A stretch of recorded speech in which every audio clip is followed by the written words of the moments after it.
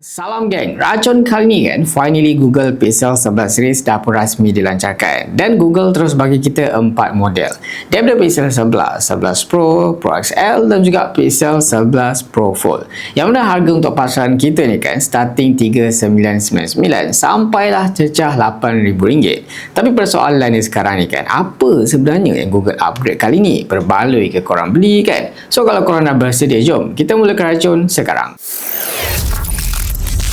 Kita mulakan dari segi rekaan dulu. Yang mana kan, jujur cakap kan, Google ni dia tak buat perubahan yang drastik sangatlah tahun ni. Barisan Pixel 11 ni kan, secara keseluruhan dia memang nampak lebih kurang sama je macam generasi sebelum dia.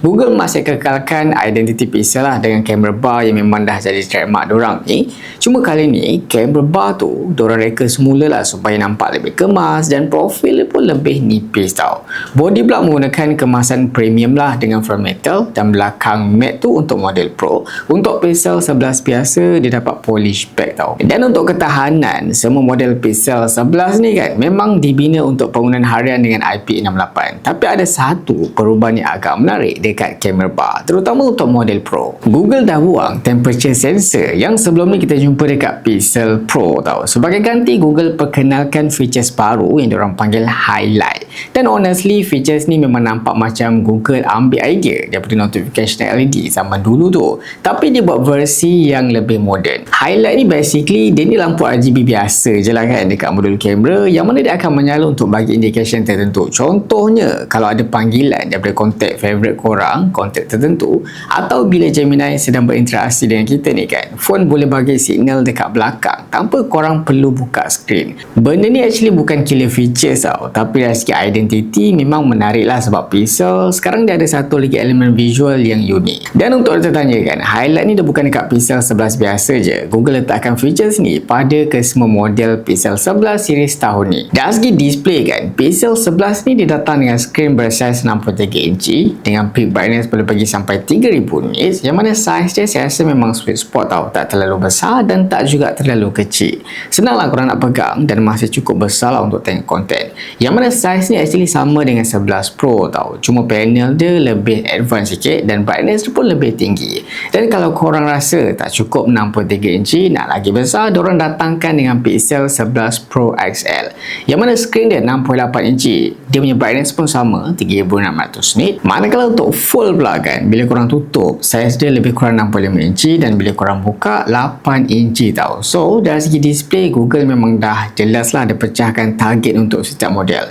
Pixel 11 ni compact, kalau Pro pula dia compact tapi lagi premium. Manakala untuk Pro XL ni the big screen, dan untuk Fold pula dia ni gandingan phone plus tablet macam tu lah. Sekarang kita masuk dekat benda yang paling penting lah dalam Pixel 11 kali ni, Tensor G6 tau. Semua model Pixel 11 ni dia pakai Google Tensor G6, dan macam biasa Google dia tak cuba jadikan Tensor ni sebagai chip yang memang semata-mata nak menang dekat benchmark. Google actually dia lebih fokus kepada AI, efficiency, camera processing dan juga pengalaman penggunaan harian. Tensor G6 ni dia custom build untuk advanced AI Google tau, dengan Google claim sehingga 50% lebih computing power berbanding generasi sebelum dia. Jadi banyak features baru Pixel 11 ni memang bergantung lah kepada kemampuan Tensor ni, daripada camera processing, Gemini sampailah features macam magic capture dan juga zoom dia. Dan untuk Pixel 11 biasa ni, satu benda yang korang perlu tahu, dia tak menggunakan vapor chamber cooling tau. So kalau bandingkan dengan model Pro yang ada sistem cooling lebih serius tu, Pixel 11 ni memang lebih kepada everyday flagship lah. Kita boleh nampak tau, kalau Google sekarang ni kan, dia memang nak Pixel ni jadi lebih daripada sekadar smartphone. Dia nak Pixel ni jadi AI assistant yang lebih proaktif tau. Dan sebab itulah ada Gemini Intelligence. Google kata Gemini ni boleh predict apa yang kita perlukan dan bantu kita buat sesuatu merentasi aplikasi tau. Contohnya kita nak cari maklumat, buat planning, brainstorm idea atau selesaikan satu-satu task tu kan, Gemini ni kan dia boleh bantu terus daripada phone tu sendiri tau. Ini yang saya rasa membezakan Pixel dengan setengah flagship Android lain. Bukan sekadar ada chatbot Gemini yang kita buka bila kita perlu, tapi Google nak AI tu duduk dalam sistem dan bantu tau kita buat kerja harian. Untuk Google Pixel 11 ni kan, harga dekat pasaran kita ni starting 3999 untuk 256GB. Korang dapat skrin 63 inci, 3000 nit, Tensor G6 dan 12GB RAM. Tapi macam biasa, kalau cakap pasal Pixel, kita mesti cakap pasal kamera dia. kamera. Pixel 11 ni dia pakai sistem triple kamera. 48 megapiksel main kamera, ada juga 13 megapiksel ultra wide angle dan 10.8 megapiksel telefoto dengan 5 kali zoom tau. Dan zoom maksimum dia sampai 30 kali super zoom. Main sensor pula katanya lebih besar lah, dan Google claim boleh tangkap sampai 56% lebih banyak cahaya. So untuk low light tu memang adalah potential improvement, dan untuk orang yang suka buat content, Google introduce Magic Capture. Magic Capture ni kan, dia memang nampak menarik tau. Kalau korang tengah record video, tiba-tiba ada satu momen yang korang nak jadikan gambar juga. Dengan satu tap je, Pixel boleh capture video dan gambar sekaligus tau. Google juga ada features macam camera looks, ada juga camera coach, add me dan creator tools untuk bantu proses shooting dan juga editing. So walaupun Pixel 11 ni kan model yang paling basic dalam siri kali ni, features kamera dia sebenarnya kan dah cukup lengkap. Untuk Pixel 11 Pro, harga dia starting 4999 untuk 256GB. Skrin masih 63 inci tapi sekarang kan lebih berkualiti dan brightness dia lebih tinggi.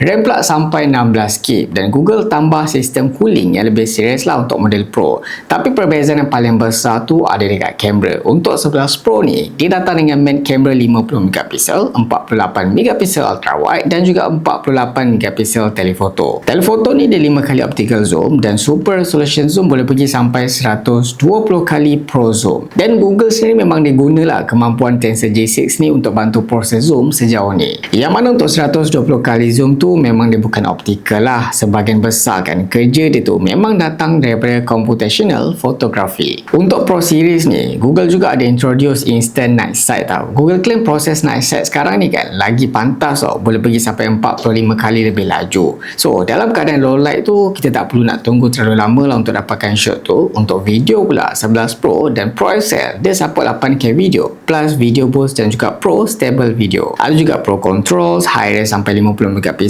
camera looks, camera coach dan juga admin. Seterusnya kita ada Pixel 11 Pro XL. Harga dia starting 5999 dan satu benda penting kan, Pro dengan Pro XL ni kamera dan performance utama dia memang sama. Beza yang paling ketara tu ada dekat sizing dia.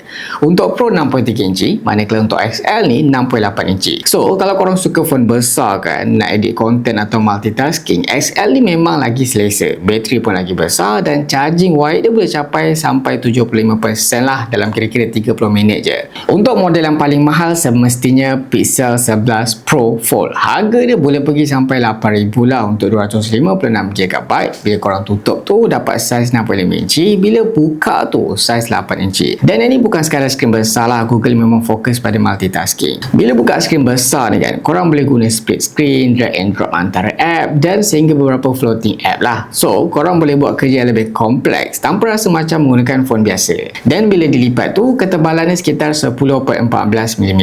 Ini display juga kan, dia lebih cerah lah berbanding previous model. So Google memang nampak macam cuba polish lah phone yang baru ni supaya lebih praktikal untuk penggunaan harian. Dari segi kamera kan, dia datang dengan 48MP main kamera, 10.5MP ultra wide angle dan 10.8MP telefoto dengan 5 kali optical zoom. Untuk zoom tu boleh pergi sampai 30 kali super zoom. Tapi yang paling best pasal phone ni, dia bukan sekadar spek kamera. Bentuk foldable tu sendiri memang bagi beberapa fungsi yang phone biasa tak boleh buat lah. Contohnya, dia ada rear camera selfie. Korang boleh gunakan kamera belakang yang lebih power lah untuk selfie. Lepas tu boleh gunakan skrin luar sebagai viewfinder kan. Ada juga tabletop mode tau. Letak phone atas meja, lipat dia dan korang boleh shoot hands free tau.